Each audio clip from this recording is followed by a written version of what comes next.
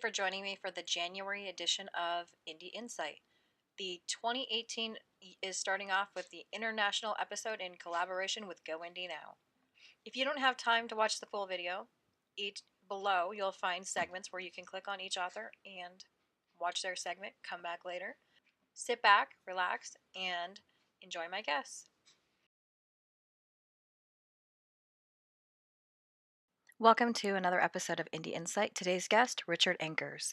Just on a side note, while recording, it appeared that the voice on my end was not working properly. So I'm going to have to go back in and fill in the questions so you know what Richard is answering to.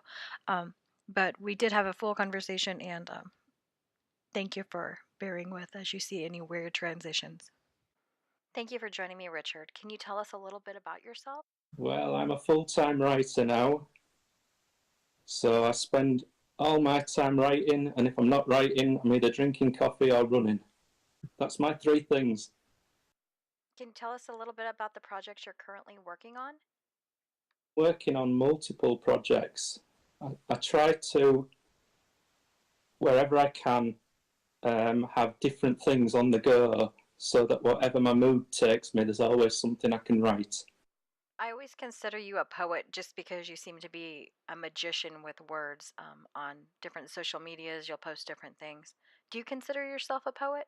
Well, I like to write a little bit of poetry. Other people call me a poet, not really me. I just write what I like to write, and hopefully people like it. The Eternal series you just finished up, and it was a really fantastic twist on immortality. I've read different reviews on it saying that the vampire take, most people that don't like vampires really liked it. I have started the first book in the series, and I would agree. It's a very easy to read, great storyline, very relatable character that you kind of hate and love. I can't wait to finish the series. Is there anything else that you're working on? Will there be a next novel, a next series? The Theatre of the Moon. Closer to steampunk than anything. Victorian. First thing I ever wrote that gained any attention was Victorian. So it seems to fit my writing style, so that's why I like to do it. I like to talk about research with authors just to find out more about the things that excite them as they're getting ready to write their novel. Many times you'll spend a lot of times researching one particular thing that can take you hours and hours that has such a insignificant small role in your book. I always give the example of yachts and envy. Is there anything that you have researched that we would find interesting? I've researched, can't give too much away, but I've had to research girls' names that have things to do with the moon. The story involves the moon disappearing. Where it disappears to, that's the exciting part. Where's the best place to connect with you? The thing I have the most people follow me is on WordPress. And there's about 5,000 on there. What was the first thing you ever wrote? The first thing I ever wrote, I was on a site called Autonomy. It was owned by HarperCollins. And you put chapters of your book onto Autonomy, and people read it and reviewed it. And I was on there for 2 years, and I got a gold medal on there. So your book goes to HarperCollins to be reviewed. But after 2 years, as you know from knowing me, I'm not particularly good with other people. So once I'd had 2 years of people talking about the book, by the time I'd waited for the review, which was about 3 months, I'm a quick writer, and I'd written virtually all the first book of the Eternals by then. So the Snow Lily, which was what the book was called, which was Victorian children, that was all to do with the family disputes in the family, that was shelved really, but it's done. The only thing that I would probably redo it, I took advice at the time and wrote it in present tense, and everything else I've ever written, I've always written in past tense, and I feel more confident doing that, so I would change the book to be in past tense. But other than that, that's another book done. So got The Snow Lilies done. There's an anthology called Britannia Unleashed, which contains the characters within the trilogy that I'm currently writing. But whether or not I release that before the trilogy is done, I'm not too sure, because I wouldn't want it to jeopardise, if the characters were used by one publisher, I wouldn't want it to jeopardise the main story, the trilogy, being used elsewhere. So there's lots of stuff done. Yes, I tend to focus on a smaller group if I can, such as yourself. I tend very much a Yorkshireman, Yorkshire English. I like who I like, and I tend to stick with them. I get very overwhelmed with too much social media and indie authors in general. I can only do with so much of anything. So for me, it's nice to meet people and nice people, but the fewer the better.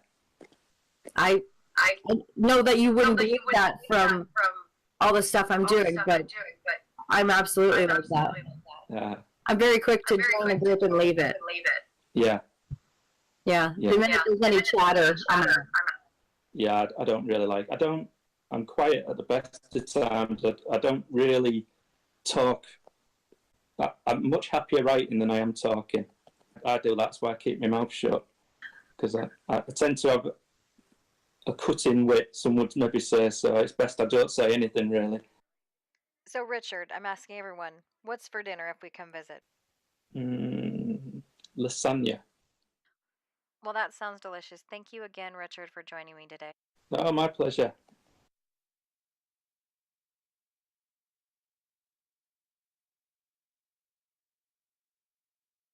Hello. Welcome again to another episode of Indie Insight. Today I have Jin, I'm going to say his name and he's going to have to redo it, so this might get cut.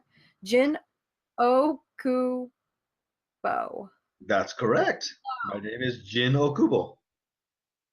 Thank you for joining me, Jin, also known as Joe when I can't talk. Hey, Joe. Would you tell me a little bit about yourself? All right. I was born in Mexico, but I was raised in California, and now I'm living in Japan. I have made the trip to the place where I feel most at home, by the way. And yes, in this transition, I've changed my name because I became a Japanese citizen. Very cool. That was going to be one of my questions to you. If you were born Jin Okubo. No, I was not. I was born with a Spanish Latin name, and which was very long. And I'm very happy that I have a short name now. I don't miss my name. I just like it better now. Very cool. I appreciate that. Yeah, my name is not Marnie Cate. I mean, the Marnie's Really? mine. No, but the Cate is my creation. So. Okay. Yeah, and we find our own names that way. You know that? Yeah, it's so weird. I feel more like Marnie Cate than any name I've had. So that's bizarre. I went to the dentist one time and I signed it Marnie Cate. I'm like, well, yeah. I shortened my name, but for the readers out there who want to see a philosophy book or a children's book, there are two books that are published under my old name. One of them is Omar, Omar Pina Pena, Omarpina Pena, and I have a children's book about my two cats published under that name, and I have a philosophy book called God, Life Without Religion, which is about you having your own faith and not worrying about established religion, which is almost autobiographical. And my books originally were published in my old name, but I cut those out completely, so they're out of print. Now all my regular books are published under my name, Jin Okubo. So, could you tell me about the current projects you're working on? Currently, I'm finishing my fantasy series. My fantasy series starts with Memories, transitions into Brotherhood, and it's going to end this coming winter with Cold Love. It is a fantasy series. Most of my books, all my books, the protagonist is a female. I find, and I don't write her as a male and then just put a female name onto it. I actually flesh out my characters very, very decently. Someone asked me about one of my protagonists, and I said, it's all my ex-girlfriends and my ex-wife and put together into one person. And then I take the best parts of everybody and the worst parts of my experience, and I put them together into a living being. So yeah. Another project is at the end of this month, which is November. I don't know when this is going to come out, but in November in 2017, at the end of that month, have released a book that I co-wrote with a friend of mine. And that's very big of me because it's a genre that I am not comfortable in, but the way we did it, I was able to find my comfort zone very quickly. So, Jin, something very interesting about you. You are male and Yes. you write romance. Yes, I do. Why, right? No, I find that fascinating. So yeah. Well, I mean, you I, self-label yourself a romance writer, so I'm a romance writer and I'm a classic feminist. Before I'm a feminist from the time of the suffrage, not the feminist that's been polluted today. Um, Basically, I believe in equal rights for everyone. And where people are lacking rights, I think we should give them rights, but not take away from the rights of other people. But in that sense, I'm a romantic, in the sense of I'm a hopeless romantic. You know, when people go like, "Oh, women want this kind of strong man to take charge," I'm like, "Yeah, but all I want to do is light candles and have a nice romantic dinner, right?" Um, I'm also I can be macho, but that's all my personal stuff. So when I write, it's really just getting in touch with all those emotions that people tell you not to have as a male. Um, and writing romance does that for me. But I also want to say that I'm not a romantic in the classical sense of everything's a happy ending. I'm a romantic in the sense of the raw passion, love that we feel. The scream fights down to the tender forgiveness. Stuff like that. Um, in my romance series, Love and Kaoru and Love's Shadow, um, it's an actual real relationship. Everything's not, boy meets girl, girl falls in love with boy, boy falls in love with girl, they live happily ever after. It's not that. It's got stalking in it because she stalks him. She treats him as prey, but in the sense he also accepts it and he sees her for the love that she is to him and not for her faults. And in my book Love, the people that have read it and have contacted me back, they hate her and they see her as an abusive person. And there is some of that. Yes, there is. Like in every relationship, we do use each other a bit. But when they read Kaoru and Love's Shadow, they have to swallow their words because they see the love that she actually has for him and the love that he has for her. And the way that the story ends, um, it couldn't have ended any other way. That's all I can say. If it would have ended any other way, it would have ruined the whole feeling of the book. And I don't want to spoil it for anybody. That's why I'm not telling you the ending. and and I appreciate that. Nothing's worse than being told an ending to something before you've started it. Yeah.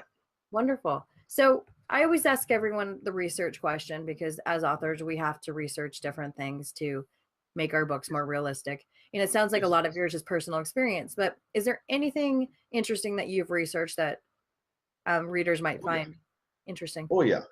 Well, we look at my fantasy series first. And my fantasy series, I researched all Arthurian legends, all Druidic religions, all Gaelic religions and their ceremonies that they do with that, all nature religions. Well, not all. I can't say all. I'm saying all, but for the majority part of the stuff that I can get my hands on. From the Gaelic religions to the nature religions to the pagan religions. On top of that, I I think I've read enough Greek mythology where I can write a dissertation on Greek mythology.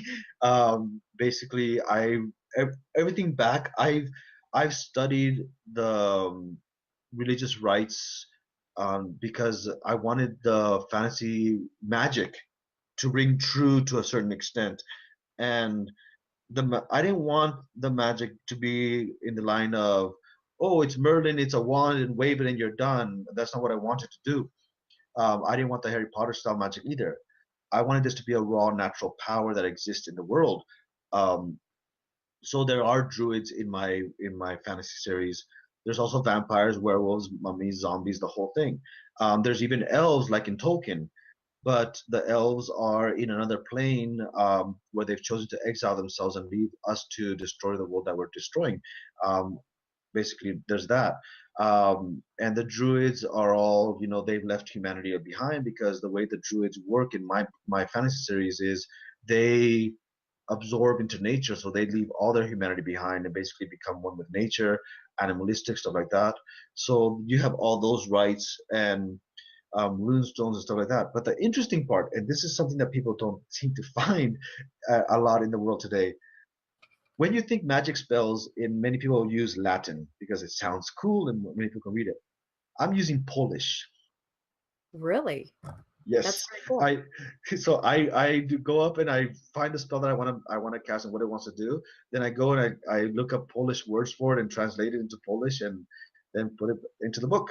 So it's all right. And then for my romance series, not only did I do research on art. I love art, by the way, and I paint and I play music and not just the guitar. I also play the flute and I've done the clarinet a couple of times. So I like to play, right, and I like to paint and draw, and I like to basically get my thumb into everything, just like Jack Thumb, right?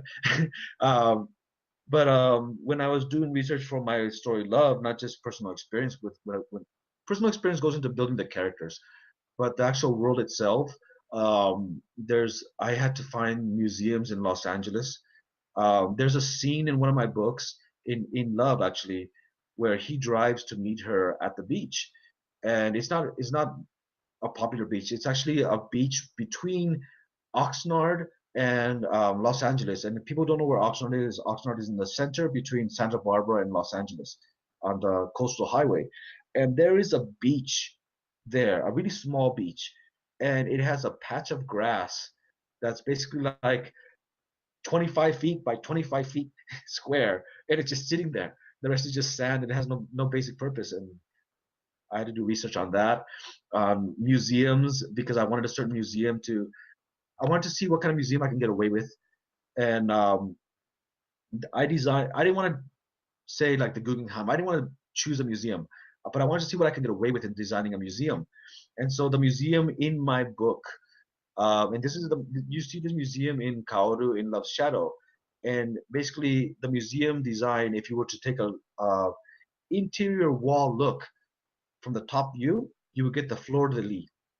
And for people who don't know what the fleur de lis is, it's the rose that was used by um, ancient European people to make sure women were virgins. So that it has a very specific emblem that signifies it. So I had to research that. I had to research Monets and how much they would cost and how much I can get away with doing that. I had to research basic other artwork and what I wanted the artwork to look for, material stuff like that. So I did all that research there. Then I had to research flowers, because there's a certain flower that she likes and he must get her that flower. And the interesting about this flower is that it doesn't exist anymore in the US. And the only place that it's existed is because the ship that was carrying the seeds sank somewhere off of Africa. So the seeds were transplanted to Africa. So now it exists in Africa, and this whole kind of flower thing. So yeah, I did all that research and it came out. It Very worked. cool. That sounds very interesting. It's always fun for me to like hear you guys talk about the research you've done and then go back and read the book, and then even though it doesn't take me from the story, it feels like it adds to it. Yeah. So And then I also, his car is a gremlin. So I had to learn the reliability rate of the gremlin and what I can get away with for it to work and what not to work, right? So you have that. In fact, the very first page of my book, Love, he's complaining about his car because it's the middle of summer. And for people who don't know, Los Angeles area in the summer gets hot. It gets very hot, but his air conditioner doesn't work and his windows don't roll down. so cruel. So Oh cruel. yeah, yeah. As a person that lives in Arizona, and when I first moved here from Montana, um, our air conditioning stopped working and we would commute to work. Our windows did roll down though, Oh, that's good. or my ex-husband and I would have not lasted the next 12 years. We would have probably been murder suicide on the road. So yeah. See, and she knows that his windows don't work, so she's having him drive 2.5 hour drive out of the city to have her meet him for lunch. That's true love.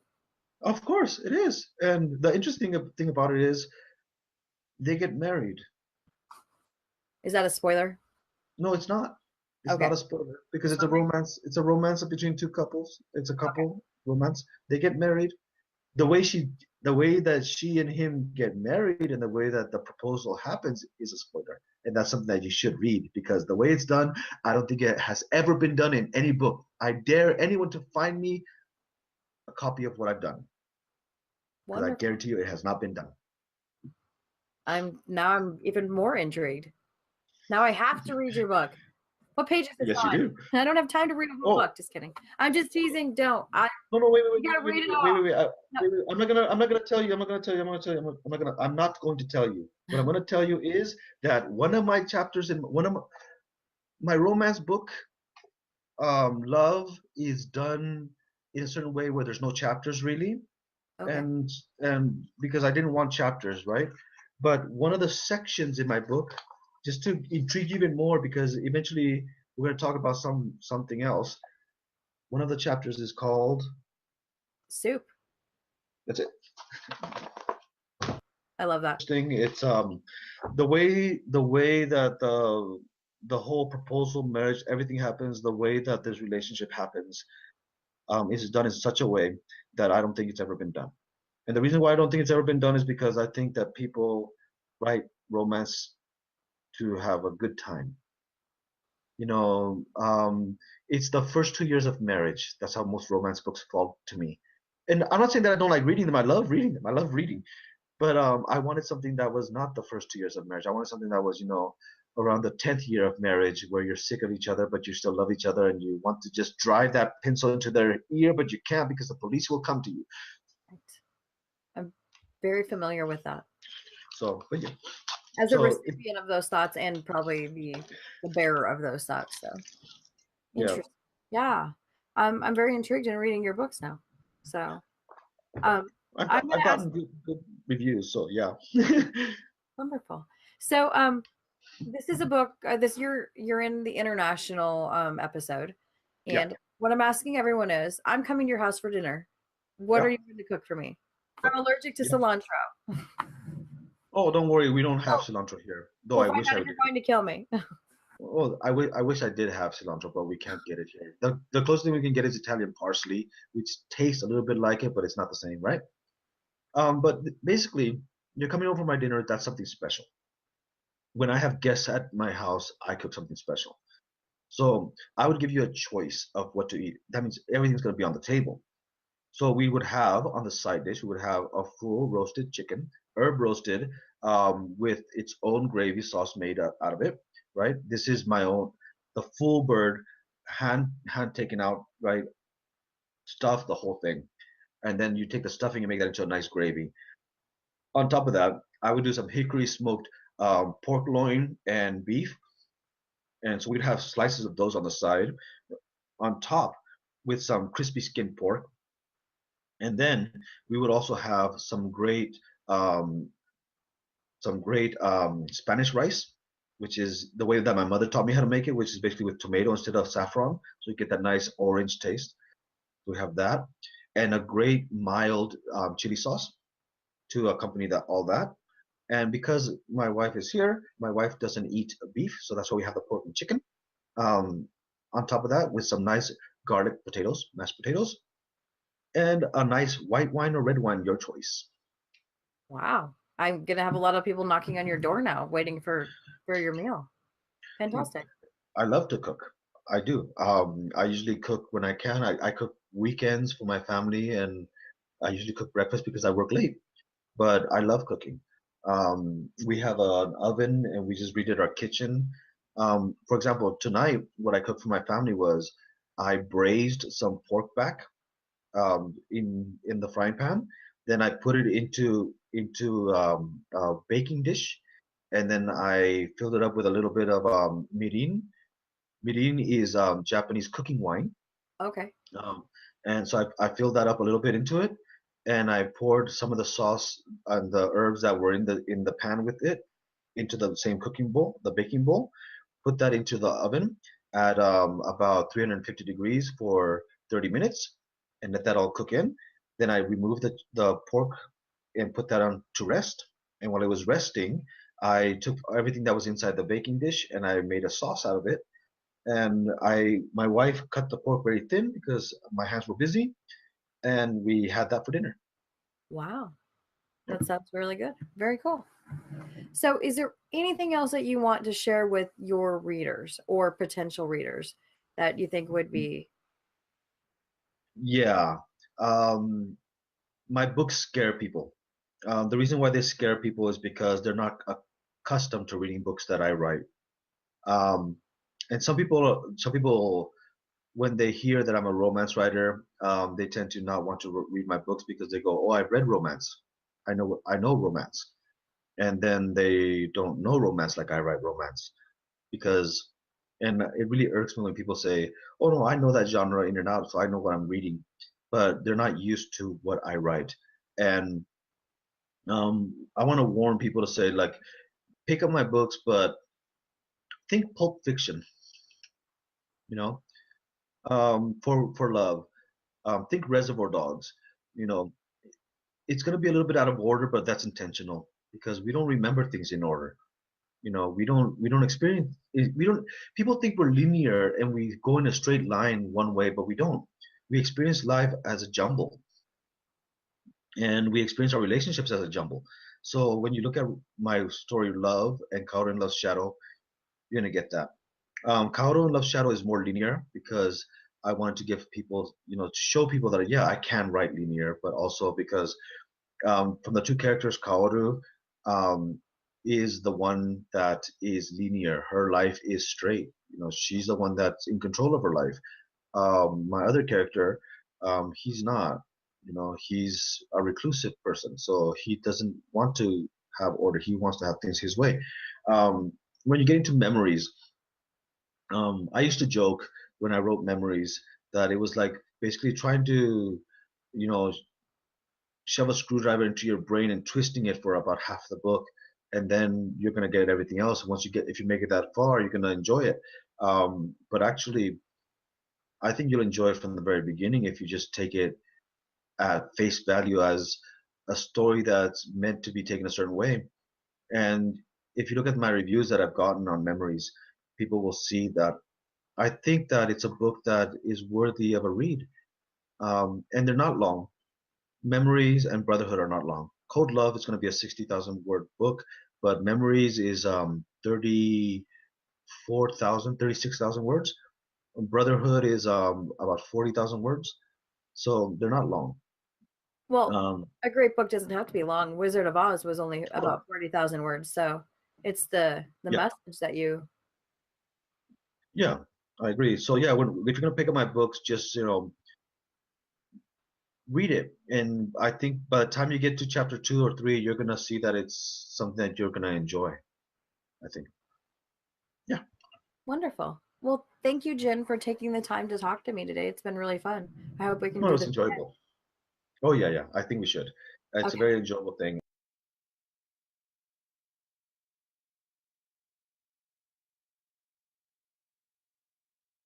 Today I'm live with Karen J Mossman. Thank you for joining me, Karen. Can you tell me a little bit about yourself? Yes, I live on the Isle of Anglesey, which is a small island off the North Wales coast in the UK. It's about 22-25 miles across, and previous to that, we've been here 18 months, and previous to that, we lived in Manchester, which is the third biggest city in the UK. It's a very different kind of life here because it's both rural and seaside.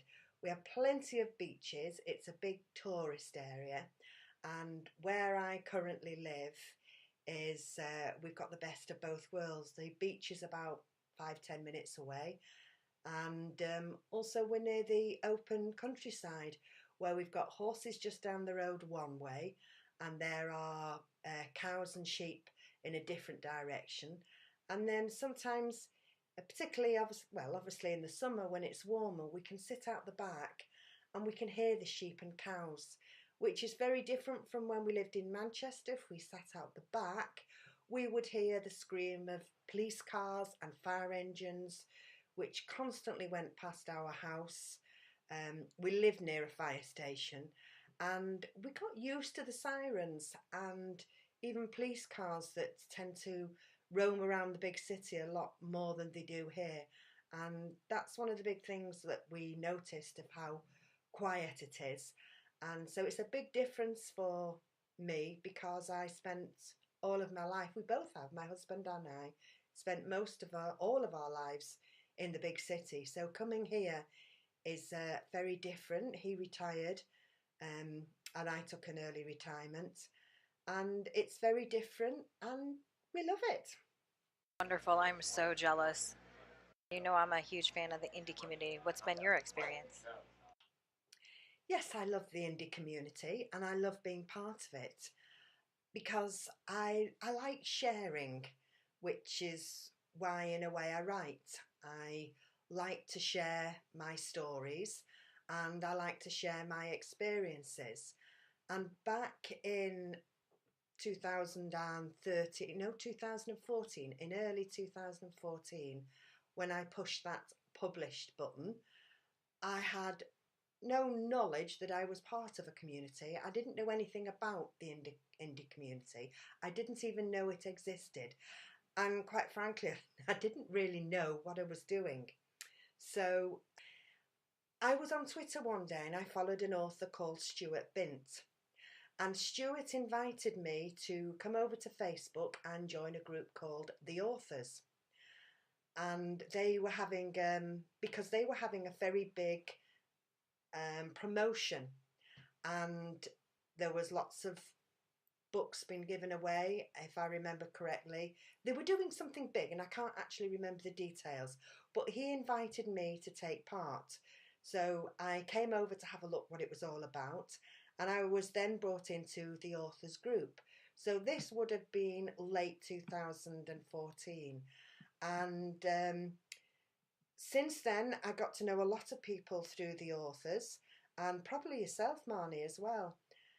And from then on, I started to make friends in the author community via Facebook, and I was taken into several other groups, but you really can't write and manage lots of groups. So I just stick with the two writing groups, which is the Authors Professional Co-op, and that's more about helping each other, asking questions, and just being a really good support.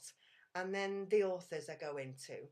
And my experience of other indie writers has been really, really positive. They're a great bunch of people because they are where you are. There are people that are a little bit more successful than I am, but there are people, a lot of people who are not as successful as I am.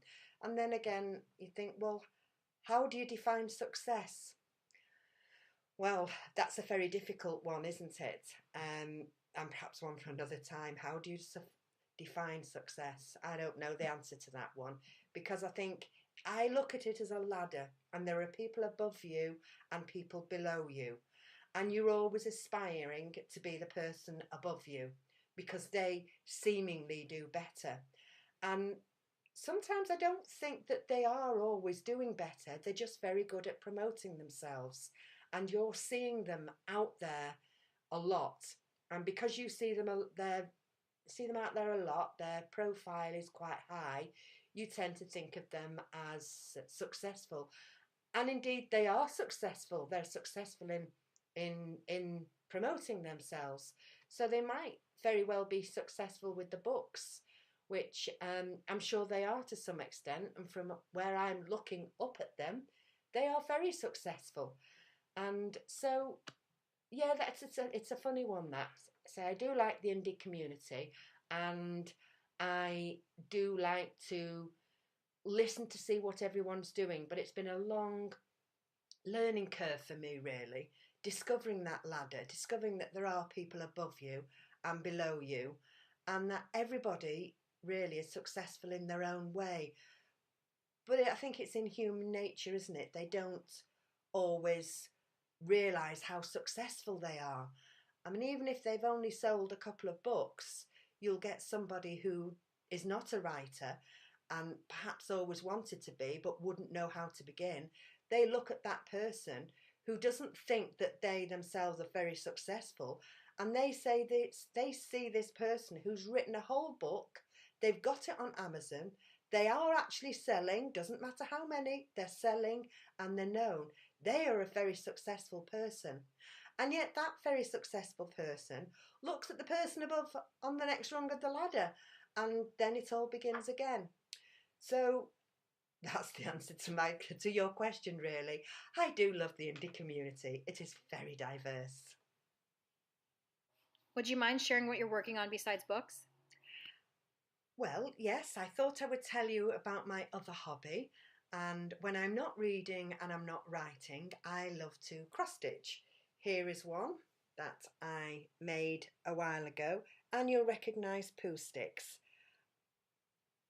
I didn't know that was poo sticks when I was actually doing it because I'd never heard of it, but since then I know exactly what it is because we played it, unwittingly played it when we were children.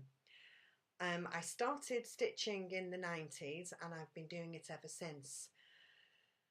And I think one of the reasons that I did start stitching was because I wanted to be an artist. I wanted to be the one who could get hold of a pencil and just do this with either a pencil or a paintbrush and produce something beautiful, something colourful and vibrant and easily identifiable. And I failed miserably.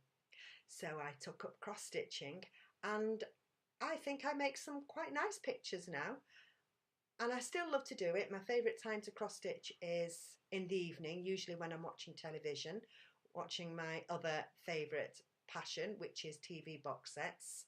And I suppose watching those sometimes gives you little inklings for story ideas. So cross-stitching and reading and writing are my favourite things. Since this is an international episode, and unfortunately no one seems to be surprising me with something from their area, wondering, I'm coming over for dinner, what are you serving?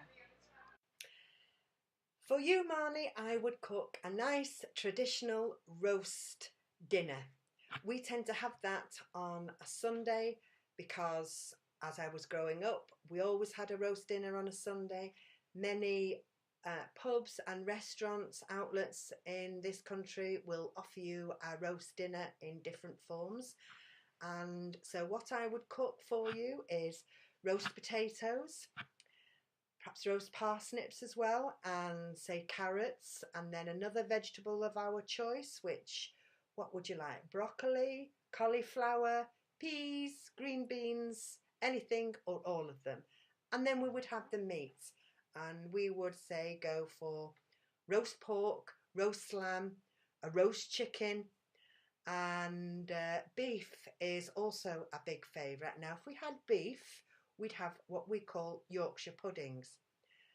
I'm not great at remembering recipes, but a Yorkshire pudding is flour and water and I think, and seasoning, a bit like a pancake mix, and you put it into a tray that's similar to what you'd put if you were making cupcakes. You'd pour the liquid in, and they would come up in, they'd all rise, and they would be puffy, sort of pastry. It's very, very difficult to explain, but it's nice, shall we say. It's really nice, and you'd have that with gravy.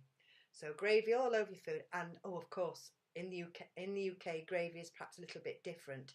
It's the stock from your meat, and you would add perhaps corn flour to it to make it thick, make it brown, and you'd use that on your dinner.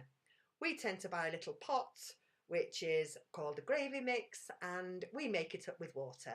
And I've always done that because it's quick and easy, and it does taste delicious. So that's what I would make for dinner for you, with a what we call a pudding afterwards, sometimes known as a dessert or a sweet, but I would say a pudding. And a traditional pudding for me would be perhaps maybe an apple crumble and custard, rhubarb crumble and custard, or what else do I like? Oh, my favourite is syrup sponge. So a sponge mixture with syrup at the bottom. You can use maple syrup. We use golden syrup, and you serve it with custard. And that is lovely, traditional, homemade food in which you're invited. Wow, that sounds great. Thank you so much for joining me today, Karen. I hope we can do it again.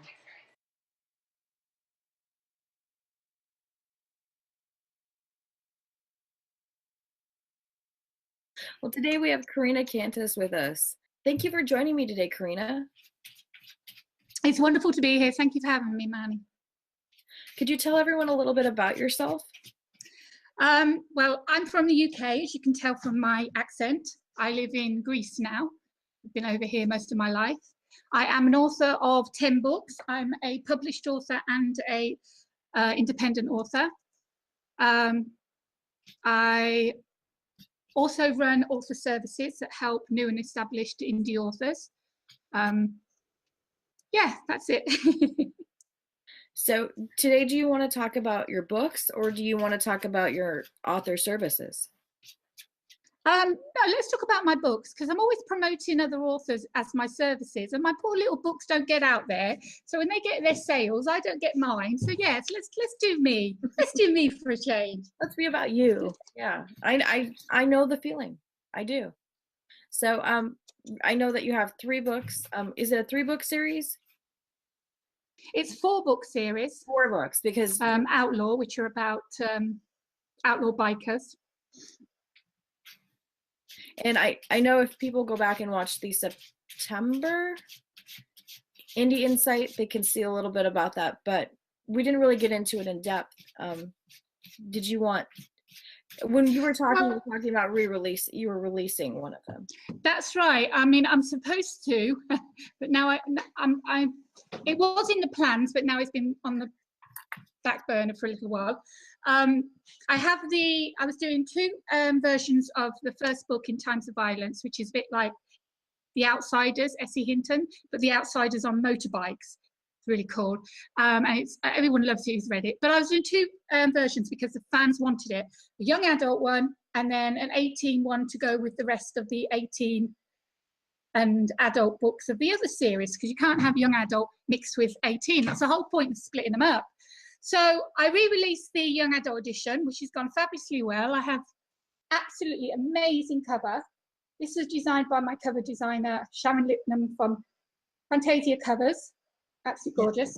When I get round to it, I will be putting the 18 one out. And so there will be the actual In Times of Violence adult to go with the other 3 books, which will then be Huntress, Lawless Justice, and Road Rage. So they are the series. Now, they're not running in order because they're all about different MCs and about different stories. There is a tiny little thing that connects them. That's only for the fans to say, oh, yeah, she was in so-and-so book, you know. So you can read these out of order. You don't need to read them in order. So that's the plan for that one. They've been highly received. Everyone's loved them. Thing about writing MC romance, but I actually called it more MC thriller than romance, is that you write about what you know. And I ride motorbikes. I sang in the rock band. I've been around bikers all my life. So I'm not saying I know what I'm talking about, because I do stretch the truth. You know, it's entertainment. You have to. Exactly. So go out and get them. They're all available on Amazon. And the other books to read, which is Draft to Digital, and that's Sony, iBooks, Barnes and Noble, and the rest of them. So that was a version. That was the book series, Outlaw. And then the other one, because before I got published, you've got to remember this is like 25 years back. Before I got published, everything was paperback, so no Kindles.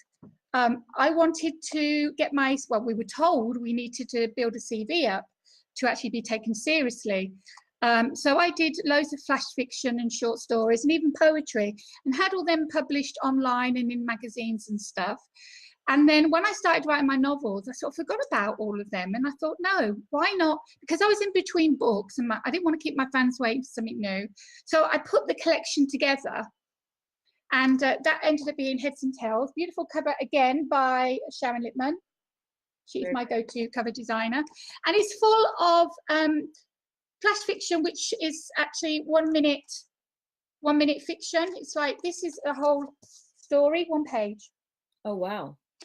And I absolutely love doing these. And so after I got that out, and then I started working on something else, I had again some other stuff to put together. And then Undressed came out. Now, Undressed has poetry, because people don't know that I actually write poetry. I can't stand poetry. I really, really cannot stand poetry. And I have to be in the right mood, but when I am, it flows.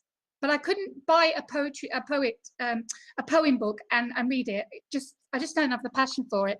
So this has got original short stories in it and flash fiction. It has poetry. It also has excerpts of my published work and some work in progress that may get published later or may not. And if anyone sees this and they would like to read Undressed, get in touch with me.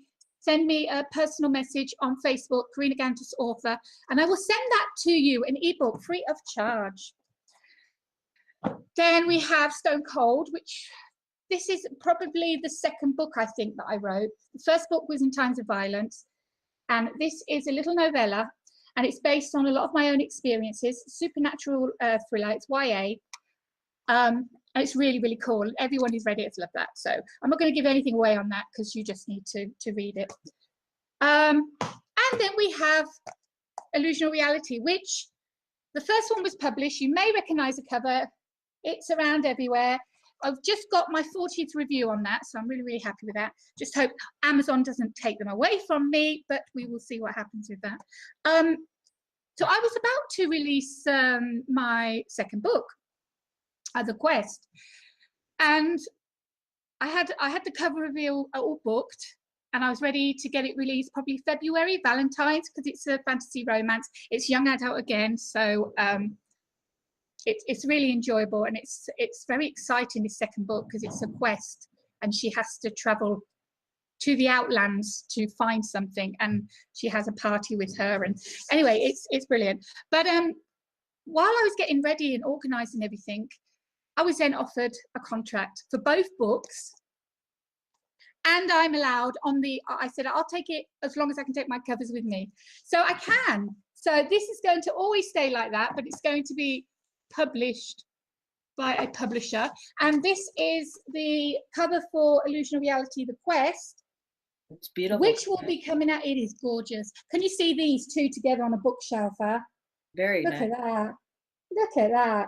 Very nice. Dual personality, but what is going on with Thaya? Everyone wants to know. So that's coming out early next year. And a lot of people have said to me, why, when you've been indie all your life, why are you going with a publisher? Which is a valid question, you know, because I do all the promotion myself. I do all my own marketing. Even with a publisher, I'm going to be doing all that.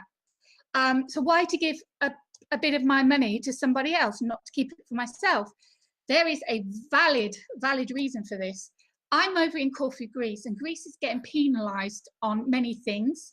ACX is, of course, owned by Amazon, and they won't allow me to either narrate books, because I'm a narrator. Many people have asked me to read and narrate their books, audio books.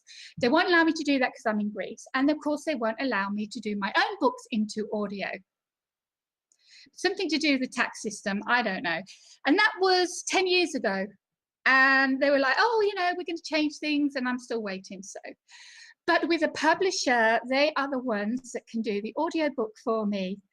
So I'm so excited for that, because not only is the audio books coming out of the duology, they'll also be able to put copies into brick Malta bookstores and stuff, which of course all I can do is online. Oh wow, that's really cool. So this is why I'm gone with the publisher. When I was offered the contract, I said yeah, because there's nothing more I can do with it now. You know, my plans, I have a colouring book planned. I have character cards. I have some merchandise shop to plan. All of that, once the duology is finished and out, and we can expand on that. With a publisher, she can then, if everything goes well, she can then find an agent, or she can be my agent as well and try and get some maybe translation done, maybe a script writer. You know, it's endless. The possibilities are endless. And I think I have more chance of people knowing about this book and getting it into all those formats with my publisher than I ever would myself. And that's why. But the rest of my books, I'm saying self-published. I'm an independent author with the rest of my titles. I don't make much money, and I don't make many sales a month.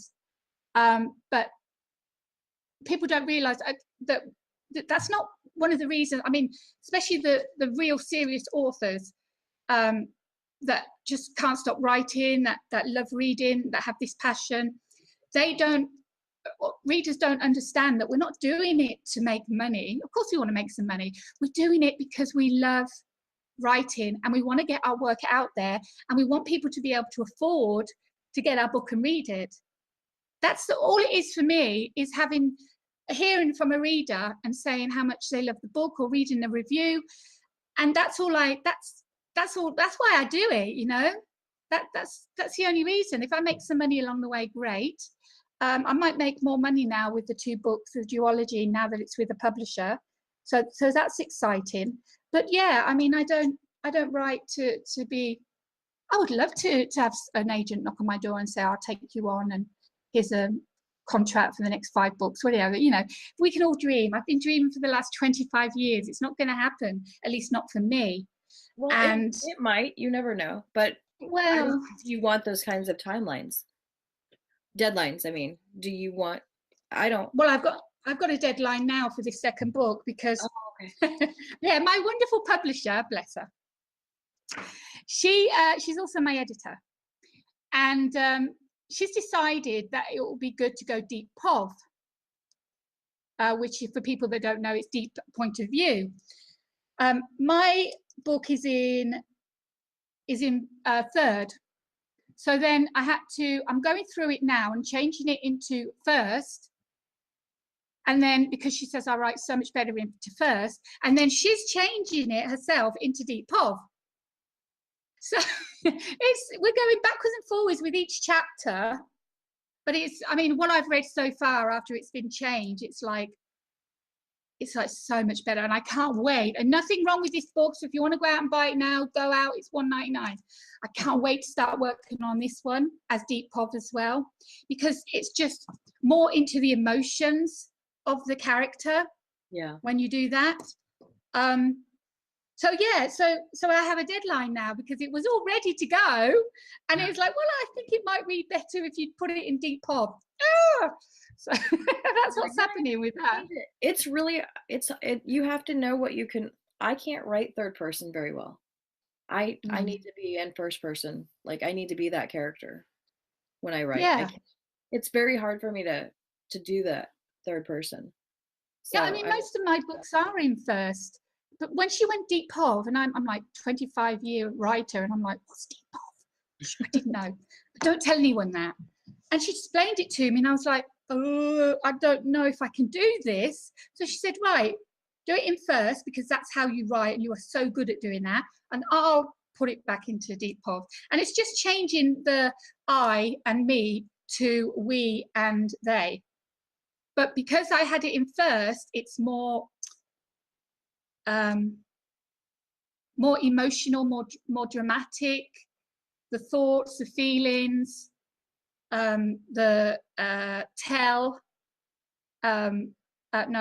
showing and not telling.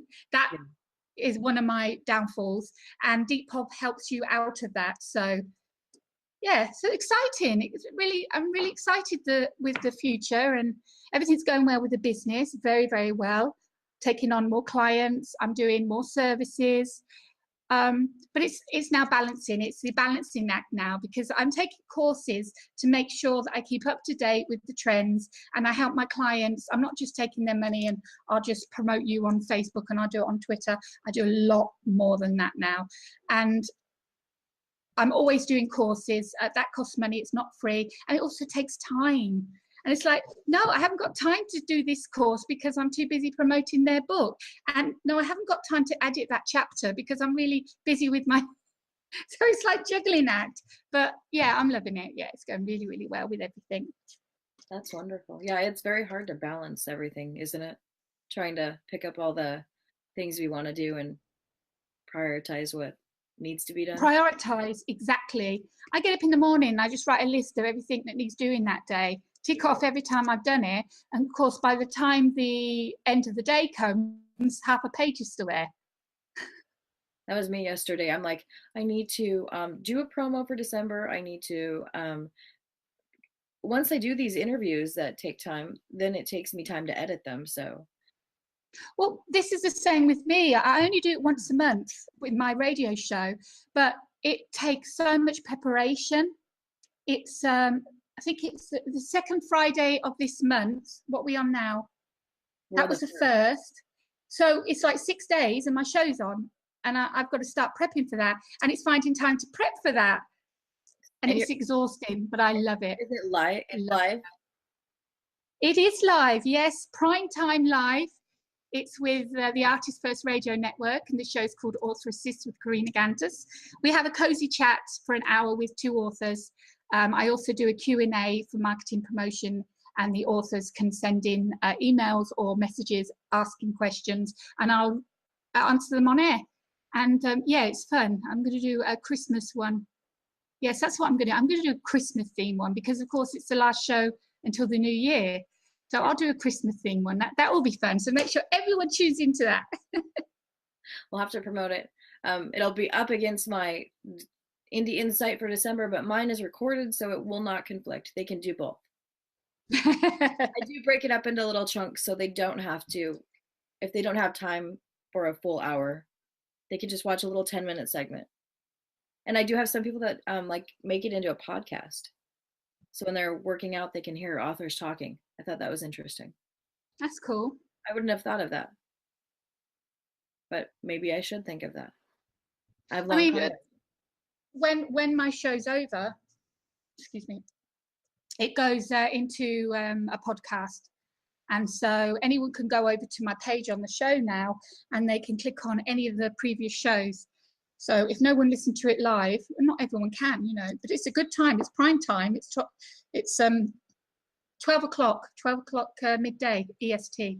So it's a really good time for everyone to tune in. And if they can't, then they can go back to my page and there'll be a link and they can listen to it. And like you say, they listen to it while they're doing stuff around the kitchen, while they're cooking, while they're cleaning, you know. Mine would be no excuses. Driving to work for the hour or driving back for the next hour. so in America, that's what we do a lot of, commuting. We get up and get in our cars, drive an hour to get to our job, to work 8 hours. This is my office. I'm here 10 hours a day working. This is my office, except for weekends. That's for me. That's when I get my editing done. Otherwise, I'll never get it done. So I don't go outside much, you know, into town, maybe for doctor's appointments and what have you. And today I was down in the coffee shop because I wanted a different environment to work on my book. So apart from that, I hardly leave the house, you know, because this is my office. So you actually did an interview. Did you do it from their coffee shop? I feel like I saw you recording at a coffee shop. That was in the summer. Yeah, I was doing one of Joe Compton's Sunday tag games. Yes. And I did one outside on my balcony in the summer. I think that was about my younger self. And then I did one when I was out in a coffee shop. No, it wasn't a coffee shop. It was actually outside having coffee. And I did it live there. Yeah, fun. You can't do it in the winter, of course, but definitely do them again in the summer. So is it cold where you live? It's been really bright and beautiful today. It was cold on the bike because I drive a motorbike. So, but it was cold on the bike. But then again, it's winter. We don't see snow over here, though. Okay. We have to go over to mainland Greece to see the snow. Okay, so you're kind of like where we are in the States. Right now there's areas that are really, really cold, but it's like going to be like 77 degrees here, which I don't know what that translates to. Wow, that's warm. Yeah. It in Arizona gets as high as we've had 120s. In December? No, in the summer. So we just never get cool here ever. You don't have snow then, or frost and nothing? No, if you go like north, they have snow, but not in Phoenix. Yes, soon we have to travel to see the snow. And who does that? Because why would you want to travel in scary weather to get to snow? Seems, and you know, I lived in Montana when I was younger for 19 years. I did snow. Not doing snow again. When you get ready for work and you have to scrape your windows so you can see. Yeah. I remember that when I was in the UK, how icy it was in the mornings. Yeah, I don't want to do that ever again. It sounds horrible. So, one thing I'm asking everyone in the international episode is, I'm coming to dinner at your house. What are you cooking for me? And I'm going to preface this with the fact that no one is cooking me anything from their country. Like, what is going on? No, I wouldn't be either, because I'd cook you something English, but I wouldn't be cooking you something Greek. If I was cooking you something Greek, it would be stuffed tomatoes. And I love that. That's without the minced meat. You scoop out all the tomatoes, put them in a pan with onion, salt, pepper, mix all that up, let it cook. Then you make some rice. You salt and pepper and a little bit of sugar in each of the empty tomatoes. It's boiled into the tomato mixture. You spoon it in, you put the lid back on of the tomatoes in the oven for an hour. And the English one that I would do is what I actually cooked today, which is pork casserole with dumplings. That sounds delicious. I'll be there. What time? Yeah, it's like 2 o'clock in the afternoon, which is 5 o'clock on UK time, and then 7 hours off of, so early. Yeah, it'd be a little bit of a flight to get there. Yeah. I want to meet so many people. If I was in the UK, at least I'd have the UK people I could probably travel around and meet up with. But I'm not. I'm in Greece, in a little big village in the middle of nowhere. And so my virtual family is online. And I love what you guys. I really, really do. I feel very blessed. Well, thank you for talking to me today. I appreciate you coming again to talk to me. Anytime. It was really fun. Try and stop me, you know. Once I start, that's it. We're gonna have to do segments. Like Karina part 2, Karina part 5. That's wonderful. No, you always have a lot to say. I like that. You really do. Yeah, that's a good thing. Thank you.